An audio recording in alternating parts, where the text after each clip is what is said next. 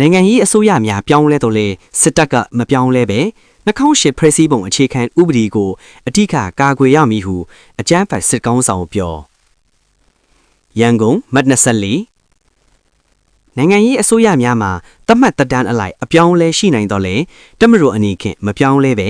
2008ဖွဲ့စည်းပုံအခြေခံဥပဒေကိုအဓိကကာကွယ်စောင့်ရှောက်ရန်တာဝန်ရှိကြောင်းအာဏာသိမ်းစစ်ကောင်ဆောင်မင်းအောင်လှိုင်ကပြောကြားလိုက်သည်ယမနိကနေပြည်တော်၌ကျင်းပပြုလုပ်သော၎င်း၏စမားနှစ်တာတပ်မတော်ကာကွယ်ရေးဦးစီးချုပ်တာဝန်ထမ်းဆောင်မှုအခြေအနေများရှင်းလင်းပွဲတွင်ထို့သို့ထည့်သွင်းပြောကြားခဲ့ခြင်းဖြစ်သည်နိုင်ငံရေးအစိုးရများမှာတတ်မှတ်ကာလအပိုင်းအခြားအလိုက်အမြဲတစေပြောင်းလဲနေမည်ဖြစ်ကြောင်းသို့သောစစ်တပ်အနည်းဖြစ်မှုအစိုးရများကဲ့သို့ပြောင်းလဲခြင်းမရှိပဲ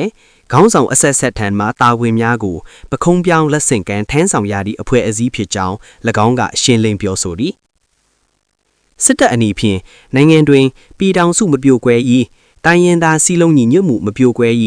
အချုပ်ချာအာဏာတည်တံ့ခိုင်မြဲ၏ဖွဲ့စည်းပုံအခြေခံဥပဒေ2008ကိုအကာအကွယ်ပေးလှုပ်ဆောင်ရမည်ဖြစ်ကြောင်းမင်းအောင်လှိုင်ကပြောဆိုသည်ထို့ပြင်စစ်တပ်အနေဖြင့်စစ်ကောင်းဆောင်အဆက်အဆက်ကချမှတ်ထားခဲ့သည့်လမ်းစဉ်များကိုလက်ဆင့်ကမ်းအမွေအထည်ဆက်လက်ထိန်းသိမ်းကြရမည်ဖြစ်ကြောင်းဆက်လက်ပြောဆိုသွားသည်